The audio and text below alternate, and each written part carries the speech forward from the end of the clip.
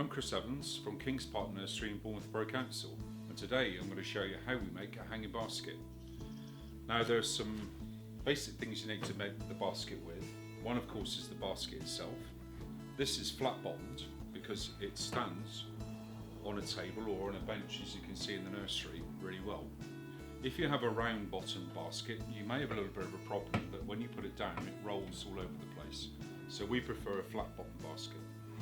Nice strong wire one, not too weak at all. We have a chain with it, and this particular chain only has 3 connections on it there. If you're going to use the basket from the year before, just make sure that these aren't rusty, because if they are rusty or they're a little bit rotten, of course it's going to be heartbreak when you hang it up and it snaps and the basket falls down. Or even worse, you walk by it and it falls on your head. This is a 12-inch basket, by the way. We make them up to 18-inch.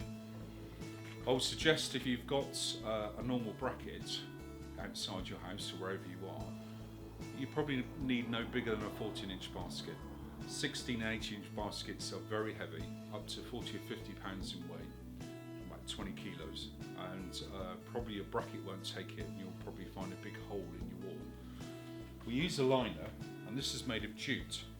So basically it's a waste material, and it fits neatly inside our basket, our 12-inch basket. You can use things like recycled wool, and you can make your own liner in it if you wish. Some people like to put a little bit of plastic. We can use a bit of old compost bag, and you cut a circle and you put it in the bottom, and that just holds a little bit of the water for a reservoir. This particular liner is hairy on the outside and it's plastic on the inside. And what we do is you put it inside like so, and then you can see there, you just put that round, neatly fold it right the way round. Now it doesn't matter if the liner is just over the wire, not too much though. You don't want it too far over, because it may, when you're watering it, may kind of collapse a little bit. So there's our basket. Now I'm not going to put the chain on yet, so I'm going to put the chain on after we finish planting the basket. So we'll put that to one side for a minute. One of the main things you need to have for a good hanging basket is good compost. Don't use last year's compost. If it's soggy or it smells, definitely not. It's best to get fresh compost if you can. Try and avoid cheap composts. Although they may be perceived to be good value, in the long run it can cause a lot of problems. Now we use a peat-based compost. Now some people may say, why use peat? Well, we've tried recycled products before and they kind of work alright, but the peat that is extracted, and we do get it from Ireland, is just an nth of the amount of the peat that's used worldwide and doesn't cause huge problems environmentally. Now I shall show you. We have a scoop, and we make our compost in what's called, it's a very old-fashioned term called a dolly, which is a trolley with wheels on, and we just can move it around the nursery. We have a scoop, which makes life easy for us, and we scoop it in to the basket. Now in this compost as well is a water retentive gel, which we use. It's a bit like a silicone product, and it swells when it's with water. Now you must mix this in the right amount, so follow the instructions carefully in whichever one you choose. If you do too much, it will explode into a jelly mess, and I've seen that plenty of times. We also use something called CRF, which is controlled release fertilizer. You can find it on any shelf in any goods nursery, and this particular feed that we have will last 4 months, and it'll give a good round feed. You won't need to feed your basket for about 3 or 4 months. After that, use a general well-known liquid fertilizer and just water it in, and I'll talk about the watering later on. So we're going to start putting compost in the basket. Now I've put 1 scoop in, I'm going to put 1 more, and then I'm going to stop and show you why. Okay. Level it out, lightly put your fingers in just a little bit, just to firm it a little bit. Don't cram the compost down, because what will happen is you take all the air out of the compost, and when you water it, it would hold water so much like a sponge that really it would be very bad for the rooting of the plants into it. So you want a nice kind of mixture of air and compost within it, and something that water can drain through quite freely. What we're going to do is going to plant some plants on the side of the basket. Now we use impatiens, but you can use any number of training plants. It's not a problem. There's a little trick you can use here if you want to plant it within there. Instead of trying to stuff the root through the hole and possibly damage the roots, what you can do is just get a bit of plastic, just wrap the plastic around the plant. This bit of plastic's maybe a little bit too big, but it should be alright. I'm going to feed that through the hole, like this, get the plant in there, take the plastic away, and the plant is done. And it's sitting very nicely right up against the liner there. Now here, the level of the compost is at the level where I'm putting the plants in. So you get an idea that you don't want to fill it up too much, then have to dig through the compost again. So that gives you an idea of how to put a plant on the side. Now I'm going to put some more compost in on the top.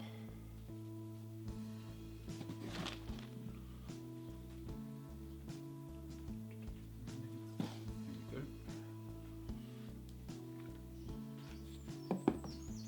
Now I'm going to level it off very carefully. And then I'm just going to gently firm that compost a little bit, and I'm going to level it as best as I possibly can. Now you want the level of the compost obviously below the metal bar there, because if you water it, of course, and it's above, then all it'll do is the compost will just pour out the side. So there we are. And also you want it nice and level as well, because obviously with the level of the water going across, if it's not level, it will just tip to one side, and then all the water will fall off. So we've got ourselves a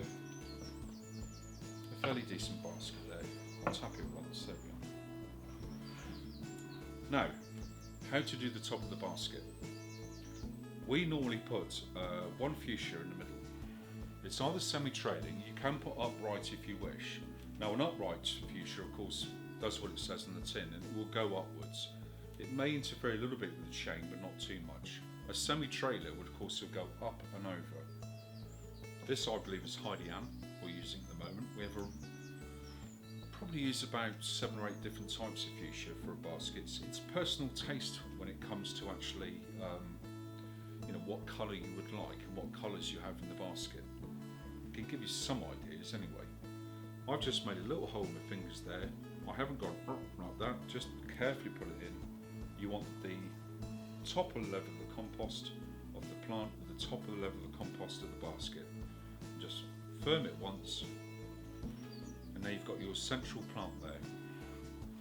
Either side of that we put a trailing begonia.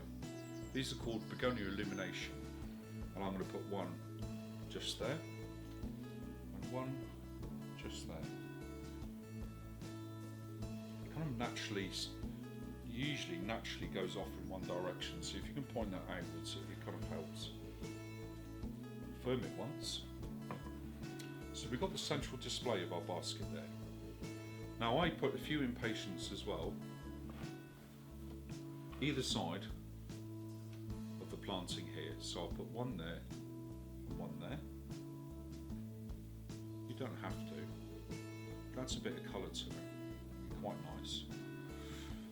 I predominantly picked a scheme where it's whites and pinks and purples. Now I've used, for the outside, and I'm going to plant 3 plants that side and 3 plants this side. Now, I have chosen a bacopa, lovely white flowers, very floriferous, grows really well in a basket, really likes it. A calibrachoa is like small petunias, these small flowers. This is a really pretty one. And a lobelia. Now you can choose seed sown lobelia, but we use cutting raised lobelia. This is from the Waterfall series, which is particularly nice, and that will come over and that will flower and flower throughout the year. And I've chosen a couple of petunias.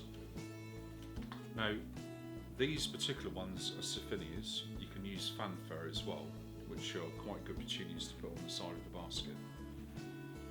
One of the things, if you're using, for instance, 2 petunias, to get the balance right in the design of the basket, you want to put one petunia in this side. Don't plant it right up against the liner. Leave a little bit of a space between planting and the big gut. So just put a hole in about there, so you've got a little bit of compost in between the liner and the actual the thing itself. And I've put 2 petunias there, and when you look at a basket when it's in full flower, you have this more balanced effect of the petunias coming out either side, and then you have the other plants coming either side here like that. And that combination there gives you, it's unusual, but it works really well, and it looks right. So you set yourself quite a nice balance of the basket there. And last but not least, of course, you've got to water the basket after you've finished. Now, watering is very important if you pot up any plant or do any hanging basket whatsoever. What you don't want is a shoot of water. But what you do want is a gentle kind of rain effect like this. Now, I'm using a lance on a maze, but we're going to just gently go over it. Gently go over it. And let that water just go in nicely. That first water is so important to establish the plant and get the compost to connect with the plant and the roots. Just let it soak in a little bit more, and there we are. Remember, watering is essential. That first watering is really important. Afterwards, don't overwater things, but don't underwater them. If you overwater them, you're going to wash all the fertiliser out of the compost. So getting that balance is just right. And really that just takes time, and you can work it out from there. And last but not least, we have to hang the basket up. Now, you can leave the basket on a table or in your greenhouse for about a week before you hang it up. Sometimes that helps establish the plants a little bit better. But when you're ready to go, make sure that the chain is firmly on the basket. So of course you don't lose anything there. Make sure it's untangled so it doesn't spin around. Make sure that the ring is okay, and just put it up and just secure it. Make sure it's okay, and then leave it. Anyway, from me and Fluffy, the nursery cat, we'd like to say goodbye and have a great summer. Say goodbye then.